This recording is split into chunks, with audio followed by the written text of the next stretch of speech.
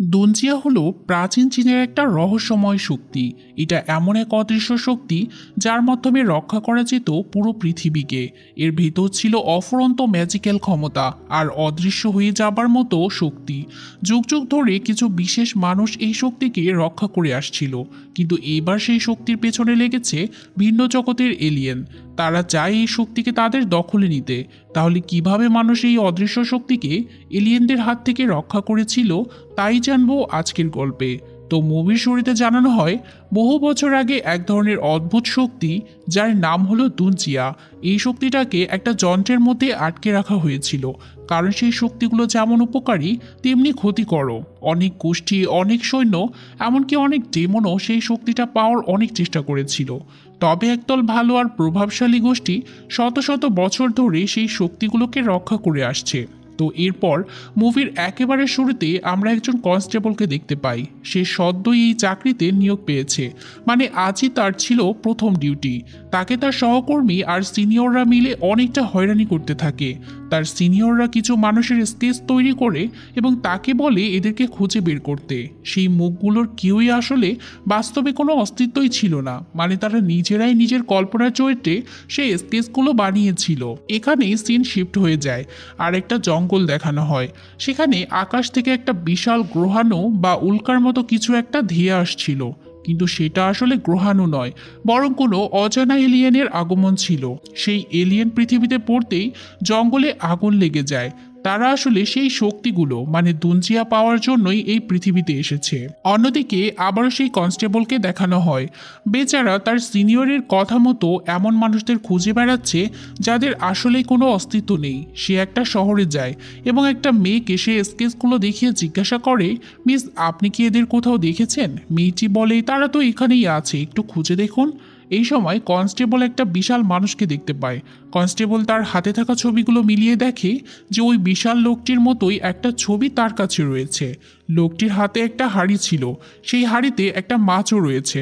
লোকটা একটা হোটেলে যায় এবং একটা রুম বুক করে, কিন্তু হোটেলের মালিক তাকে তার এই মাছের হাঁড়ি ভেতরে নিতে দেয় না, কারণ হোটেলে কোনো পশু প্রাণী অ্যালাউ ছিল না। যার কারণে লোকটি হোটেল মালিকের সঙ্গে ঝগড়া শুরু করে দেয়। সে বলে, এটা আবার কেমন নিয়ম? আমি তো তোমার কাছ থেকে রুম ভাড়া নিচ্ছি, তুমি এর জন্য টাকা পাচ্ছ, আর আমার জিনিস তো আমার সাথেই থাকবে। কিন্তু হোটেল মালিক কিছুতেই সেই মাছের পাত্রটা ভিতরে অ্যালাউ করবে না। তখন সেই বিশাল মানুষটি রেগে যায় এবং তারা আবারও তর্কে জড়িয়ে পড়ে।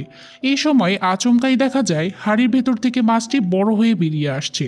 সেকেন্ডের মধ্যেই ভয়ানক বিশাল মাছটা হোটেলের কর্মীদের উপর আক্রমণ করে দেয়। কনস্টেবল এতক্ষণ এইসব কিছুই দেখছিল। এমন অদ্ভুত মাছের আক্রমণ দেখে সে তার তলোয়ার বের করে মাছটিকে থামানোর চেষ্টা করে, কিন্তু কনস্টেবল কিছুতেই মাছটাকে নিয়ন্ত্রণ করতে পারে না। কিছুক্ষণ আগে সে যে মেয়েটির সাথে কথা বলছিল সেই মেয়েটিও সেখানে চলে আসে। সে একটা টেবিল মাছের উপর ফেলে দেয়, তারপর সেই টেবিলের উপর দাঁড়ায়, কিন্তু মাছটা তখনও নিয়ন্ত্রণে আসে না। এই জন্য মেয়েটি মাছের জিপ ধরে টানতে শুরু করে, কিন্তু মাছটি তখন ছাদ বেয়ে পালিয়ে যাওয়ার চেষ্টা করে। কনস্টেবল সঙ্গে সঙ্গে মাছটাকে ধরতে তার পিছু পিছু যেতে থাকে। মাছটি ছাদ ভেঙে লাফিয়ে লাফিয়ে চলে যায়। তখন সেই মেয়েটি একটা জাদু করতে শুরু করে। সে কিছু পাখি এনে হোটেলের স্টাফদের সামনে ছেড়ে দিতেই তারা এই সম্পূর্ণ ঘটনাটা সঙ্গে সঙ্গে ভুলে যায়। সেই সঙ্গে মেয়েটি জাদুর মাধ্যমে নিজের শরীরটা একটা কাপড়ের রূপে বদলে ফেলে। এরপর সেও মাছটির পিছু নেয়। দেখা যায় কনস্টেবল আর সেই মেয়েটি মাছটাকে পিছু করতে করতে একটা জায়গায় পৌঁছে গিয়েছে। মেয়েটি বুঝে যায় মাছটা একটা বাড়ির মধ্যে গিয়ে লুকিয়েছে। যখন তারা দুজনে একসাথে একটা বাড়ির ভেতরে যায়, তখন কনস্টেবল দেখে মেয়েটির মুখ হঠাৎ হঠাৎ বদলে যাচ্ছে।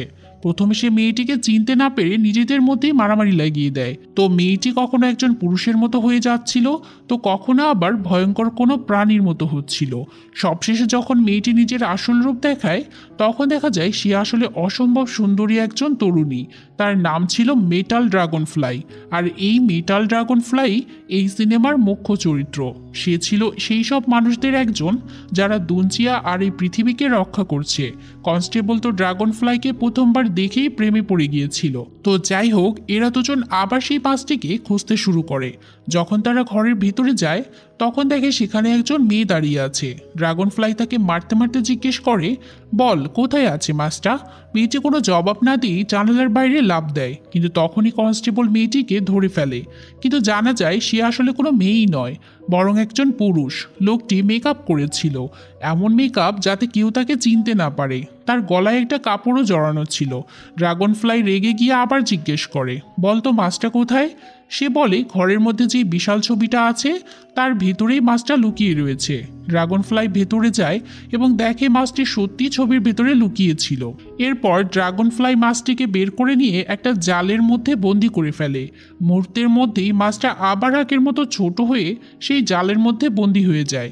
ড্রাগন ফ্লাই যখন সেখান থেকে বের হয়েই যাচ্ছিল তখন সে আরেকটি রহস্যময় ছবি দেখতে পায়। সে ছদ্মবেশে সেই ছেলেটিকে জিজ্ঞেস করে, এই ছবিটা কার জন্য? সে বলে, কেউ একজন এই ছবিটা নিতে আসছে। এই ছবিটা খুবই মূল্যবান আর গুরুত্বপূর্ণ একটা ছবি। ড্রাগন ফ্লাইয়ের জোড়াজুড়িতে ছদ্মবেশী লোকটা আরও বলে, অন্য আর কেউ নয় বরং মাছটাই নিজে এই ছবিটা নিয়ে নিবে। ড্রাগন ফ্লাই বলে, তাহলে এখনই আমাকে এই ছবিটা দিয়ে দাও। কিন্তু কনস্টেবল বলে, এমনভাবে নয়, এটা এখন পুলিশের কেস, আমাকে তদন্ত করতে হবে। ড্রাগন ফ্লাই বলে, ঠিক আছে, আর সঙ্গে সঙ্গে সে জাদু করে কনস্টেবলকে সব কিছু ভুলিয়ে দেয়। দেখা যায় তার পর মুহূর্তেই কনস্টেবল সেই শহরের দোকানেই বসে আছে। তারপর এখান থেকে ড্রাগন ফ্লাই মাছটিকে নিয়ে একটা পুরনো মন্দিরে চলে আসে। সেখানে একজন বৃদ্ধ মানুষও ছিল। সে ছিল ড্রাগন ফ্লাইয়ের মাস্টার এবং একই সঙ্গে সেই শক্তি ডুনচিয়ার রক্ষক। বৃদ্ধটি ড্রাগন ফ্লাইকে বলে, এই মাছটি আসলে একটা ফাঁদ, তোমার মাছটিকে এখানে নিয়ে আসা উচিত হয়নি। কেউ একজন এই মাছটাকে পাঠিয়েছে, হয়তো তারাই ডুনচিয়ার শক্তিগুলো পেতে চাচ্ছে। তারা এই মাছটিকে পাঠিয়েছে এটা জানার জন্য যে দুনচিয়ার শক্তিগুলো আসলে কোথায় লুকানো আছে। মাছটি যে এখন আমাদের কাছে আছে তারাও এটা জেনে গিয়েছে, খুব শীঘ্রই তারা এখানে আক্রমণ করতে আসবে। মাস্টার ড্রাগন ফ্লাইকে বলি, আমাদের দলের সদস্যরা তাদের সঙ্গে লড়াই করার জন্য একেবারেই যথেষ্ট নয়, তাই আমি অন্য আরও যোদ্ধাদের ডাকার জন্য যাচ্ছি। তাছাড়া ওদের সাথে লড়তে হলে আমাদের একটা বিশেষ তলোয়ার দরকার, একমাত্র সেই তলোয়ারই ওই ভয়ানক শক্তিগুলোর সামনে টিকতে পারবে। ততক্ষণে তুমি গুরুত্বপূর্ণ অস্ত্র আর জিনিসপত্র অন্য কোথাও সরিয়ে নাও। ড্রাগন ফ্লাই তাই অন্যদের নিয়ে তার মাস্টারের বলা কথা মতোই সেই কাজগুলো শুরু করে দেয়। তো যখন ড্রাগন ফ্লাই তার দুই সঙ্গীকে নিয়ে সেখান থেকে চলেই যাচ্ছিল, পথেই ভূমিকম্প আর ঝড় শুরু হয়ে যায়। কিন্তু এ কোনো সাধারণ ভূমিকম্প ছিল না। ওরা এটা বুঝতে পেরে সেই ঝড়ের পিছু নেয়। তারা একটা জায়গায় যায় যেখানে অদ্ভুতভাবে সবকিছু নড়াচড়া করছিল। সেখানে গিয়ে ড্রাগন ফ্লাই দেখে একটা বিশাল বল অসংখ্য শিকলে বাঁধা রয়েছে, আর তার চারপাশে অনেক মানুষের কঙ্কাল পড়ে আছে। আসলে এরাই হলো ড্রাগন ফ্লাইয়ের বংশধর, যারা শত শত বছর ধরে দুনচিয়ার শক্তি রক্ষা করতে নিজেদের জীবন দিয়েছিল। তো ড্রাগন ফ্লাই এখানে জানতে পারে যে এই প্রাণীগুলো দুনচিয়ার শক্তির চুরি করতে এসেছিল, তাদের মধ্যে একটা এই বলের ভিতরেই বন্দী আছে। এই প্রাণীটাকে বাঁচাতেই এখন অন্য সব প্রাণীগুলো আক্রমণ করবে। হঠাৎ করে সেই কনস্টেবলও সেই জায়গায় পৌঁছে যায়। সে আসলে কিছুক্ষণ আগে ঘটে যাওয়া বিষয়গুলো নিয়ে নিজেকে দায়ী মনে করছিল। তাছাড়া তার ডিউটি ছিল ছবির লোকগুলোকে খুঁজে বের করা। যেহেতু সে একজনের অস্তিত্ব খুঁজে পেয়েছে, তাই ড্রাগন ফ্লাইয়ের সাথে সে আবার যোগ দিয়েছে ওই লোকটাকে ধরার জন্য। এদিকে আমরা সেখানে একটা অদ্ভুত প্রাণী দেখতে পাই। তার চোখ ছিল লাল, এর নাম হলো রেড আই। মুভির শুরুতে যে গ্রহাণুটি পড়েছিল এই এলিয়েনটি ছিল তারই ভিতরে। এই রেড আই প্রাণীটি শিকলে বাঁধা বলটিকে নিজের দিকে টেনে নেয়। এরপর বলটিতে ফাটল ধরে সেটা খুলে যায়, সঙ্গে সঙ্গে সেখানে একটা বিশাল বিস্ফোরণ ঘটে। তারপর সেই বল থেকে আরও একটা ভয়ঙ্কর প্রাণী বেরিয়ে আসে। এই প্রাণীর নাম ছিল হোয়াইট টাইগার, যে রেড আই এর থেকেও অনেক বেশি শক্তিশালী। ড্রাগন ফ্লাই আর তার দুই সঙ্গী এবং কনস্টেবল একসাথে তাকে ধরতে এগিয়ে যায়, কিন্তু অদ্ভুত প্রাণীটি তার পাখা নাড়িয়ে সবাইকে দূরে ছিটকে ফেলে দেয়। প্রাণীটি আবার উড়ে উড়ে ওদের দিকে আসতে থাকে। সে ড্রাগন ফ্লাইয়ের সঙ্গীদের তুলে নিয়ে আঘাত করতে থাকে। এরপর হোয়াইট টাইগার ড্রাগন ফ্লাইকে তুলে নেয়। সে প্রায়ই তাকে মেরেই ফেলছিল। এই সময় কনস্টেবল সেখানে আসে এবং তার তলোয়ার দিয়ে হোয়াইট টাইগারের হাতে একটা আঘাত করে দেয়। ফলে ড্রাগন ফ্লাই মুক্ত হয়ে যায়। এই কারণে হোয়াইট টাইগার প্রচণ্ড রেগে যায়। সে তার আগুন বের হওয়া গরম হাত দিয়ে কনস্টেবলের হাত আর পা ধরে ফেলে। কনস্টেবলের হাত পা নড়াচড়া করতে শুরু করে। সে কোনোভাবেই প্রাণীটার হাত থেকে নিজেকে ছাড়াতে পারছিল না। শেষ মুহূর্তে প্রাণীটা কনস্টেবলের দুই হাত পা আগুন দিয়ে জ্বালিয়ে দেয়। ড্রাগন ফ্লাই সঙ্গে সঙ্গে তাকে বাঁচাতে কোনো রকমে টেনে নিয়ে চলে যায়। এদিকে তাদের অন্য সঙ্গীরাও তখন মুক্ত হয়ে গিয়েছিল। ড্রাগনফ্লাই কনস্টেবলকে নিয়ে সেখান থেকে উড়ে যায়। কিন্তু কে জানে এই প্রাণীগুলো কি দিয়ে তৈরি। তারা যে কোনোভাবে ওদের ক্ষতি করতে চাচ্ছিল। প্রাণীগুলোর উপরে যতই আঘাত করা হোক না যেন তাদের কিছুই হচ্ছিল না। এরপর রেড আই আর হোয়াইট টাইগার সেই জায়গা থেকে চলে যায়। ড্রাগনফ্লাইও তার সঙ্গীদের নিয়ে একটা গোপন জায়গায় চলে আসে।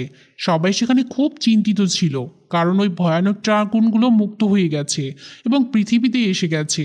এইসব প্রাণীগুলো দুনচিয়ার শক্তিগুলো পেতে চাচ্ছে।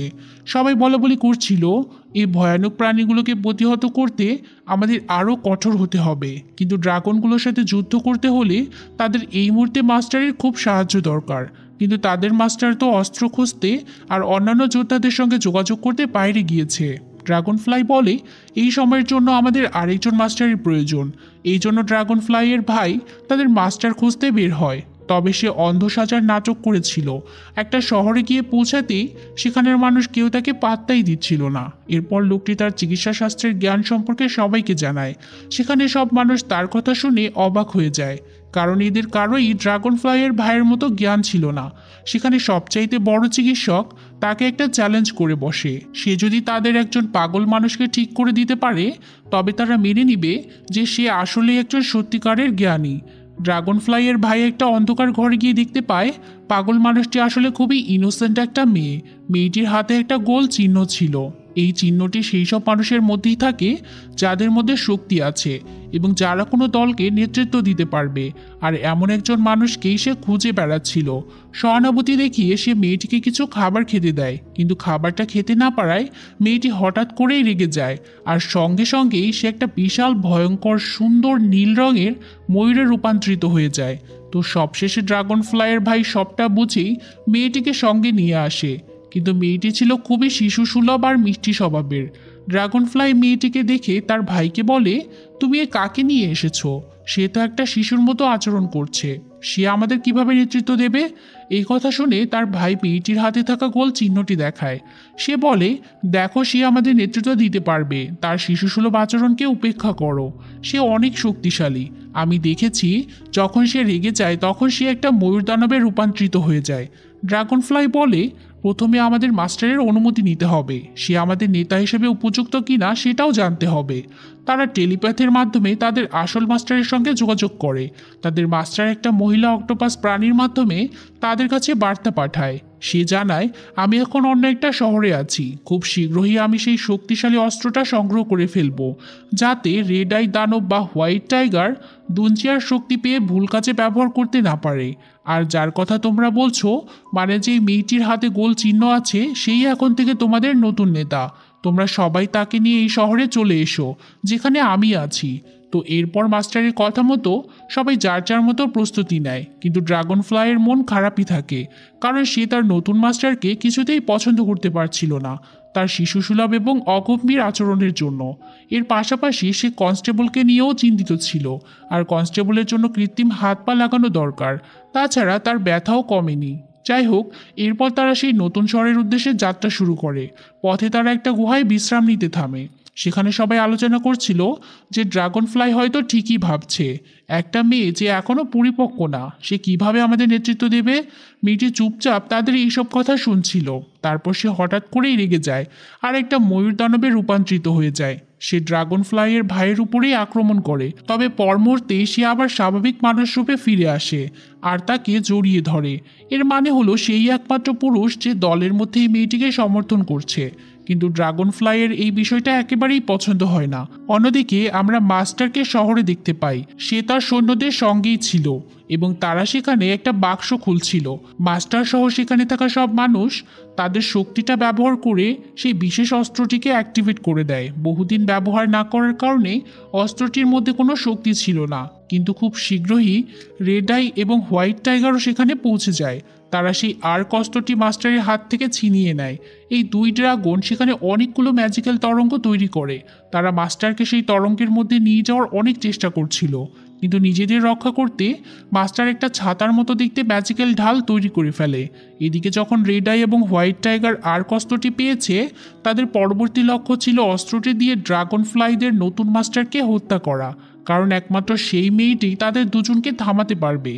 দানব দুটি কিছু লোকও পাঠিয়ে দেয় মেয়েটিকে ধরিয়ে আনার জন্য।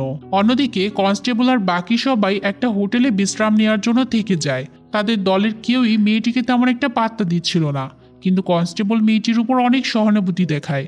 মেয়েটি এই বিষয়টা খুবই পছন্দ করে, এই জন্য সে তার জাদুর মাধ্যমে কনস্টেবলের হাত পা আবার আগের মতো ঠিক করে দেয়। এত শক্তি ব্যবহার করার কারণে মেয়েটি অনেক দুর্বল হয়ে পড়েছিল, তো কনস্টেবল তাকে অনেক ধন্যবাদ জানায়। এদিকে দানবগুলোর পাঠানো সেই লোকগুলো ইতিমধ্যে সেই জায়গায় পৌঁছে গিয়েছে যেখানে ড্রাগন ফ্লাইরা আশ্রয় নিয়েছিল। লোকগুলো ওদের দিকে কিছু রিং ছুঁড়ছিল, কিন্তু কনস্টেবল সেগুলো উল্টো ওই লোকগুলোর কাছেই ছুঁড়ে দিচ্ছিল। তারপর সেখানে একজন রহস্যময় ব্যক্তি আসে। লোকটির মুখটা অবিকল তাদের মাস্টারের মতোই ছিল। সে ড্রাগন ফ্লাই, তার ভাই এবং তাদের নতুন মাস্টারকে কোথাও একটা নিয়ে যায়।